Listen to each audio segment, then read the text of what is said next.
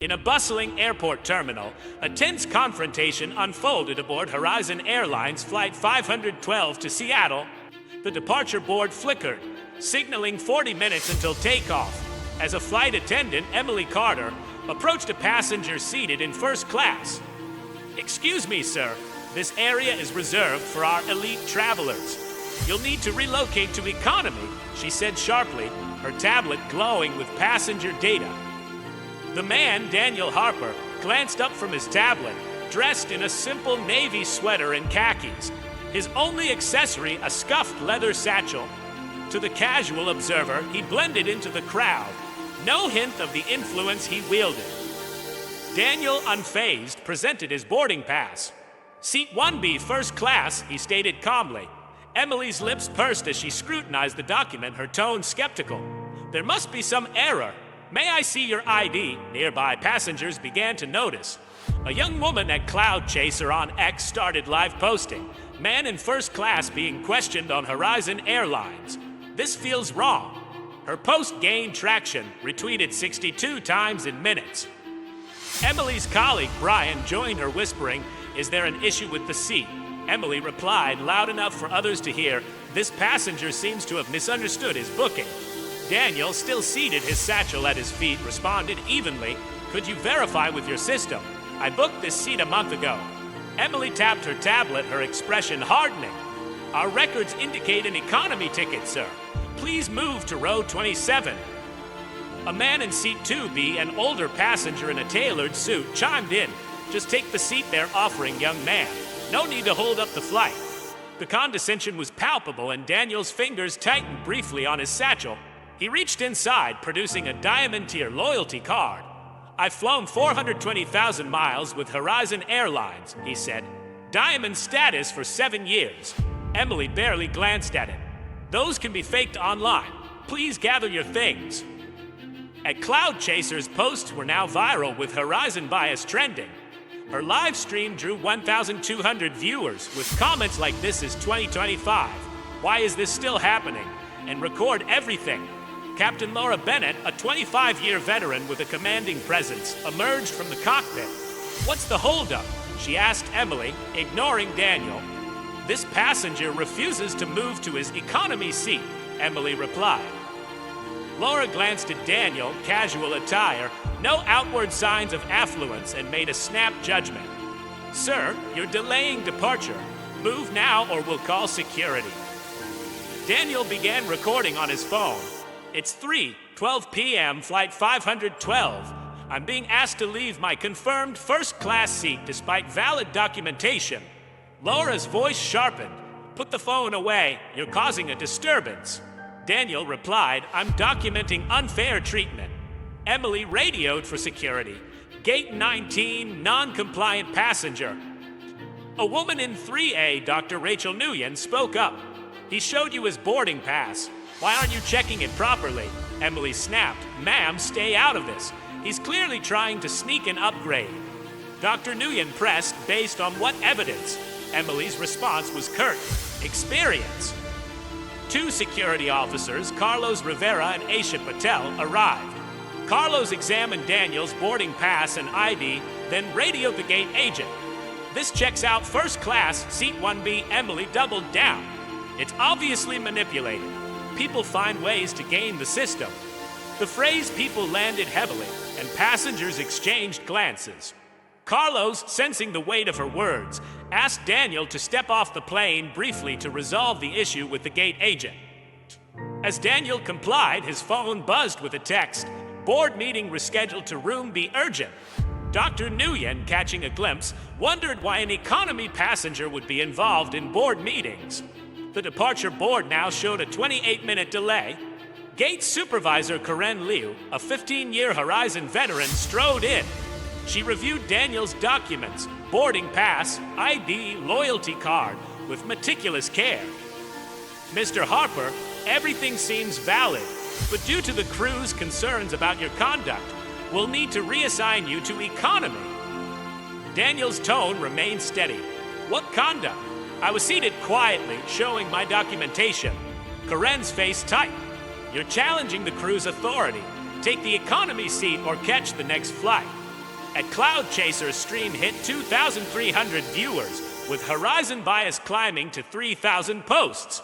Passengers recorded from every angle, and a college student posted a TikTok that garnered 10,000 views in minutes. Daniel made a brief call, his voice low. "Start the meeting. I'll handle this and join shortly."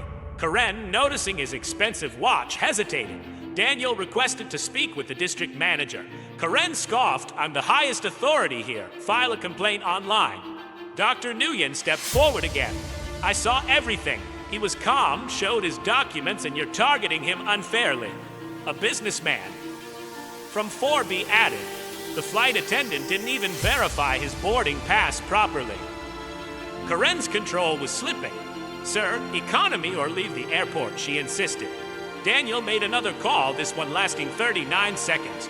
Dr. Nguyen overheard snippets. "Board meeting, urgent action." Daniel then addressed the growing crowd.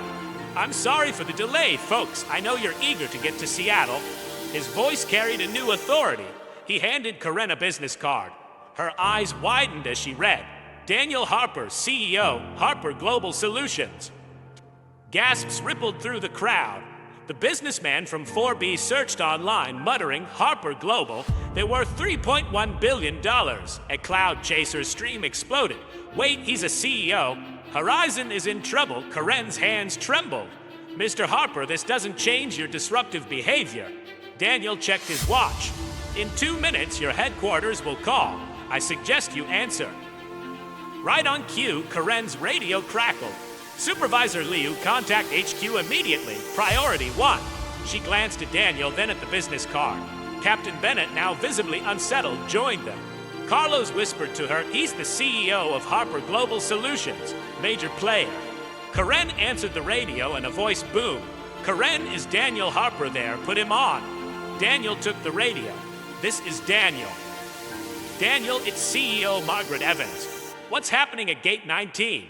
Daniel replied, "I was removed from my paid first-class seat on Flight 512 due to apparent bias, despite showing valid documentation. It's being live-streamed and your stock is down 1.8% in the last 30 minutes. The crowd leaned in, phone still recording. Margaret's voice faltered. "Are you serious?" Daniel shared his screen, showing Horizon bias trending with 5,000 posts. He continued, "Per our shareholder agreement, section 14.2, discriminatory actions trigger a governance audit. Harper Global holds a 19% stake in Horizon Airlines." The revelation stunned the crowd. Dr. Nguyen whispered, "He's not just a passenger, he's a major owner." Daniel presented a document. Last year, Harper Global spent $1.4 million on Horizon flights. We booked 972 flights annually. But this incident calls our partnership into question. Margaret, her voice tense, asked, "What do you need, Daniel?" He outlined his demands. First, immediate dismissal of the crew members involved in this bias.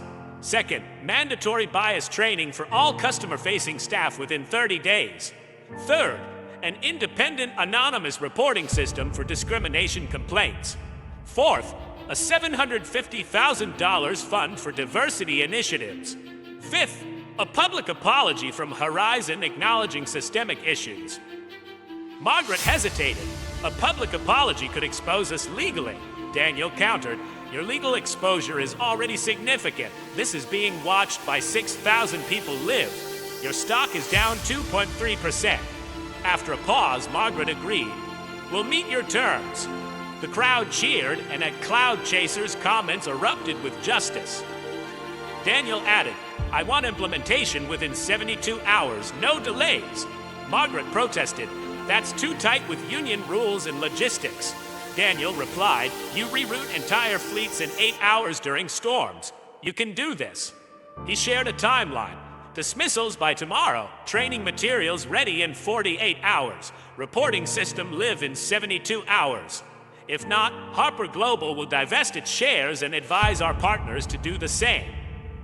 3 days later in his Seattle office, Daniel reviewed Horizon's progress. His assistant, Priya Patel, summarized. Emily Carter and Captain Bennett were terminated. Karen Liu was reassigned to training and will undergo bias counseling. New training modules launched this morning. mandatory for all 12,000 Horizon employees. The anonymous reporting system is live. A news alert flashed.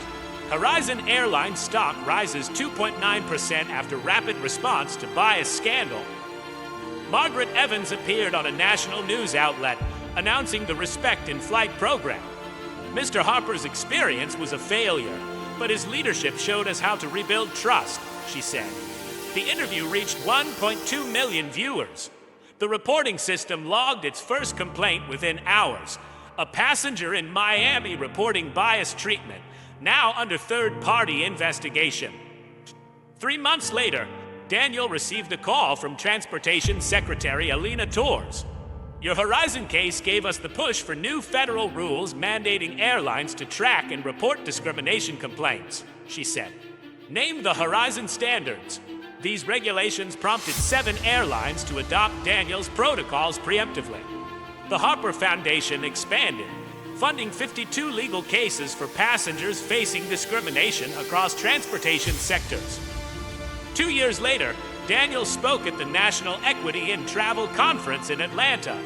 Before 1,000 attendees and 200,000 live-stream viewers, he displayed a chart. Airline discrimination complaints had plummeted 68% since 2025. Systemic change doesn't need protests or lawsuits. TS, he said, it needs data, accountability, and strategic pressure. He highlighted a case.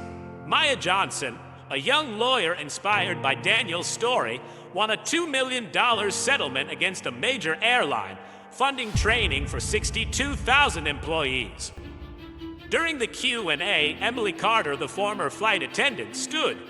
I'm Emily Carter from Flight 512. I'm sorry for my actions. Your response changed me.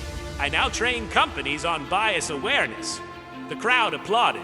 Daniel replied, Emily, your growth is what this is about, turning mistakes into progress. Daniel's final slide featured Maya Johnson.